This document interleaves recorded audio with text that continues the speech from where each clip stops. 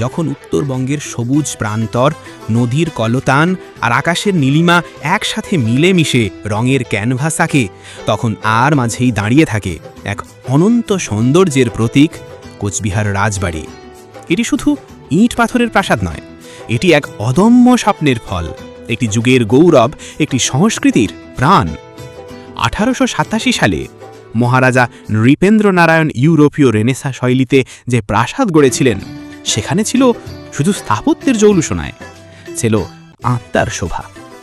তার লাল ইটের দেয়ালে লুকিয়ে আছে রাজাদের স্বপ্ন, সাদা পাথরের কারুকাজে বোনা আছে শিল্পীর হৃদয়ের ভাষা। গম্বুজের আকাশমুখী শীর্ষ যেন বলছে, আমাদের ইতিহাস কখনো হারাবে না, যতদিন আমরা তা মনে রাখব। এই প্রাসাদ ছিল শুধু রাজশক্তির আসনে নয়, ছিল সঙ্গীতের মন্দির, নাটকের মঞ্চ, চিত্রকলার প্রদর্শনী, জ্ঞান চর্চার আলোক শেখা। এখানেই গড়ে উঠেছিল স্কুল, লাইব্রেরি, হাসপাতাল।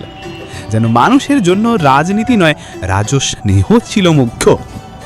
আজ সময়ের ঢেউ অনেক কিছু বদলে দিয়েছে, কিন্তু যখন আমি রাজবাড়ির বারান্দায় দাঁড়াই, দেখি প্রতিটি দেয়াল, প্রতিটি জানালা, প্রতিটি খিলান এখনো ফিস ফিস করে, ভুলে যাই সেই সোনালি দিনের গল্প। আমাদের দায়িত্ব তাকে বাঁচিয়ে রাখার, যাতে আগামী প্রজন্ম জানতে পারে কোচবিহারের রাজবাড়ি শুধু স্থাপত্য নয়, এটি উত্তরবঙ্গের হৃদস্পন্দন, আমাদের আত্মপরিচয়ের অংশ। আসুন আমরা আমাদের এই ঐতিহ্যকে ভালোবাসি, সংরক্ষণ করি, আর বিশ্বকে জানাই বাংলার বুকে এক টুকরো ইউরোপ, এক টুকরো স্বপ্ন, যার নাম কোচবিহার রাজবাড়ি। ধন্যবাদ।